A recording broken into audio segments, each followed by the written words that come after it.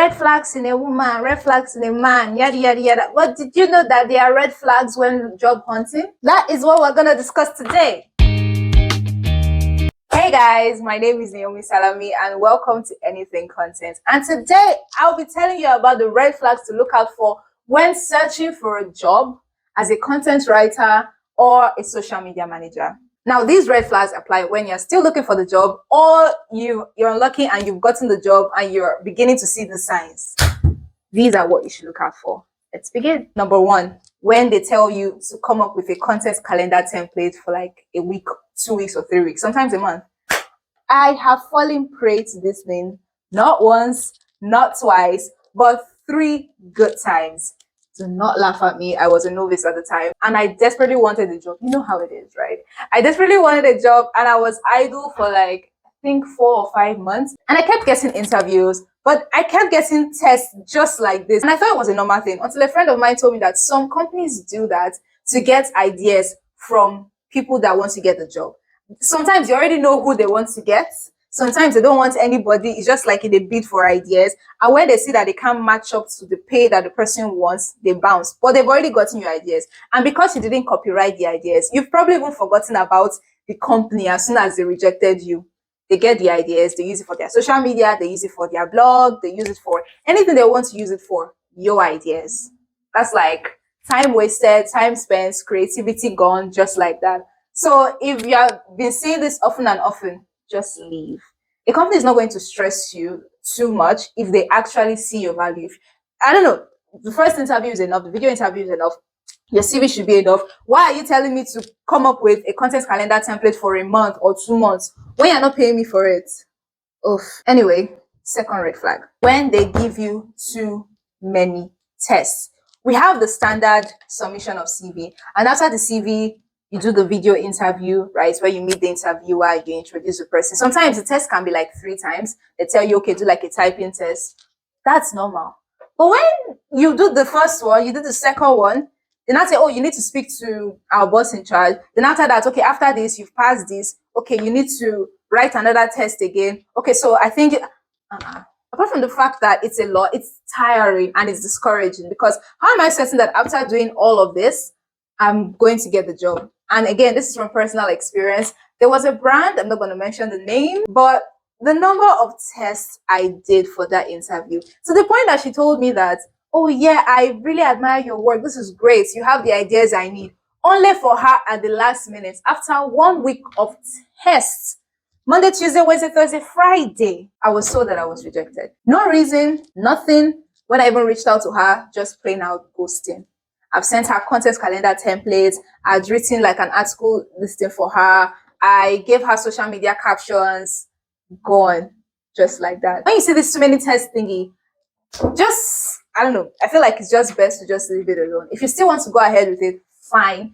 But I just have it at the back of your mind that this might be a scam. The third red flag. The responsibilities are conflicting. Now, the job description is social media manager. Then you're asked during the interview, oh, can you make sales call?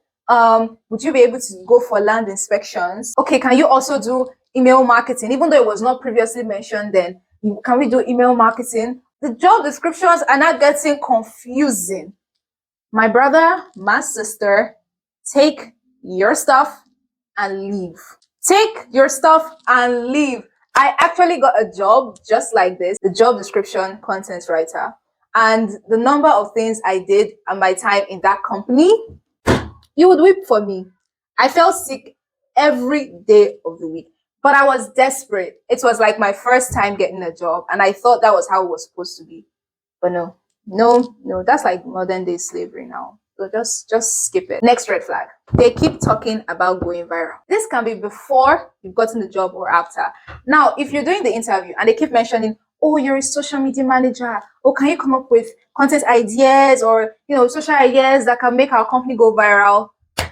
Going viral is not like this. It doesn't just happen like, sometimes even content that actually go viral, they are not planned. Even the people that made it go viral, they don't know why it went viral. Now, if they mentioned this before you got the job and you were like, okay, I'll try my best, and you've gotten the job and they keep mentioning it, just know that that's how they are going to be measuring your performance. Because it's not that basically is not in your control. You might be putting out high quality content, but it might not be going viral. I have always said it on this channel that when it comes to content, it is all about consistency. It's all about the quality of the content. It might not go viral. It may never go viral. But as long as it is serving your audience at the time, it is good. But when a brand that knows nothing about this keeps mentioning, oh, I want to go viral. Why haven't we gone viral? Look at this platform. They started before us. They started after us. I think it's time you turn in your resignation letter. Or if you've not gotten the job, just tell them you can't do it. Just because it's going to be, they'll basically be tying a rope around your neck. And it's you would have sleepless nights. I am so passionate about this point because, again, personal experience. The last red flag. This one is the most important red flag. The salary doesn't match the responsibilities. Now, at the end of the day, you might be willing to do everything they ask you to do, willing to look for viral worthy content. Still know how you're going to do that anyway. Willing to go the extra mile, willing to do as many responsibilities as you want to because you need a job and you need the experience.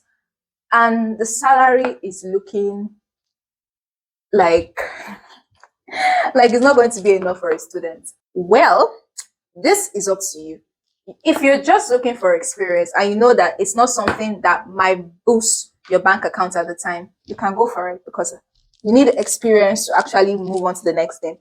But if you're pushing 2 to 3 years or 4 years experience in that career path, and they're giving you something, I don't want to say peanuts, but peanuts, just skip.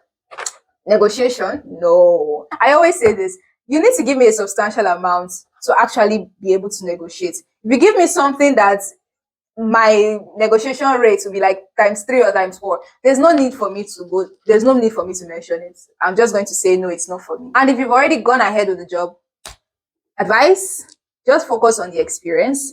Network as much as possible with people in your field because we both know that is just temporary. Anyway, so these are red flags to watch out for when searching for a job or when you've gotten a job as a content writer or a social media manager in any company. Now, I hope this has been an eye-opener because I had to learn most of these lessons the hard way, and there are actually a lot more lessons, but I just decided to stop here. These are like the most important ones. Anyway, guys, I hope this video has been educative, interesting, and informative as all my other videos. And I hope that the next one will be as interesting as this one. Until next time, guys. Bye.